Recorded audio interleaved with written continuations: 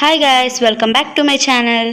40 days ఛాలెంజ్లో ఈరోజు first day కాబట్టి మనం మార్నింగ్ లేవగానే ఉపయోగించే టూత్ బ్రష్ గురించి తెలుసుకుందాం. దాదాపు క్రీస్తు పూర్వం నుండి ప్రజలు తమ దంతాలను శుభ్రం చేసుకోవడానికి వివిధ మార్గాలను కనిపెడుతూనే ఉన్నారు. భారతదేశంలో అయితే వేప పుల్లలను టూత్ బ్రష్లుగా వాడేవారు. చైనాలో జంతువుల వెంట్రుకలతో టూత్ బ్రష్లను తయారు చేసేవారు. బబులోనియులు మరియు ఈజిప్షియన్లు పురాతన పద్ధతిలో చెట్టు కొమ్మల చివర్లను నమిలి దంతాలను శుభ్రం చేసుకునేవారు. ప్రస్తుతం మనం వాడుతున్న ఈ టూత్ బ్రష్లను అప్పట్లో చైనా వాళ్ళు ప్రపంచానికి పరిచయం చేసినవి. మొట్టమొదటిసారి చైనా రాజు జూన్ 26, 1498 సంవత్సరాన పంది మెడ మీద ఉండే కఠినమైన వెంట్రుకలతో మరియు వెదురుతో మొట్టమొదటిసారిగా టూత్ బ్రష్ ను తయారు చేశాడు. ఆధునిక బ్రష్ ను ఇంగ్లాండ్ లో 1780లో కనిపెట్టారు. 1770లలో జైలు శిక్ష అనుభవిస్తున్న విలియం ఎడిస్ అనే వ్యక్తి జంతువుల ఎముకలకు రంధ్రాలు చేసి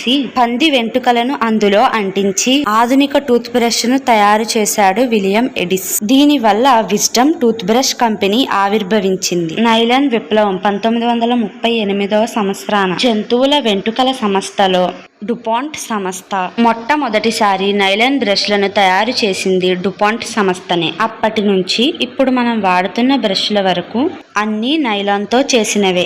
అప్పుడు డుపాంట్ సంస్థ గాని కనిపెట్టకపోయి ఉంటే ఇప్పుడు మనం కూడా జంతువుల వెంట్రుకలతో బ్రష్ చేసుకోవాల్సి వచ్చేది. 1938లో డుపాంట్ సంస్థ మన కోసం నైలాన్ టూత్ బ్రష్లను కనిపెట్టినందుకు వాళ్ళకి థ్యాంక్స్ చెప్పుకోవాల్సిందే. మీకు కూడా డుపాంట్ సంస్థకు థ్యాంక్స్ చెప్పాలి అని ఉంటే ఒక కామెంట్ చేయండి. రేపు ఒక డైలీ లైఫ్ ప్రొడక్ట్ యొక్క హిస్టరీతో మళ్ళీ కలుస్తాం. 40 డేస్ ఛాలెంజ్ లో రేపు డే 2లో మళ్ళీ కలుద్దాం. Bye guys. వెళ్తూ లైక్ చేసి సబ్స్క్రైబ్ చేసి వెళ్ళొచ్చుగా.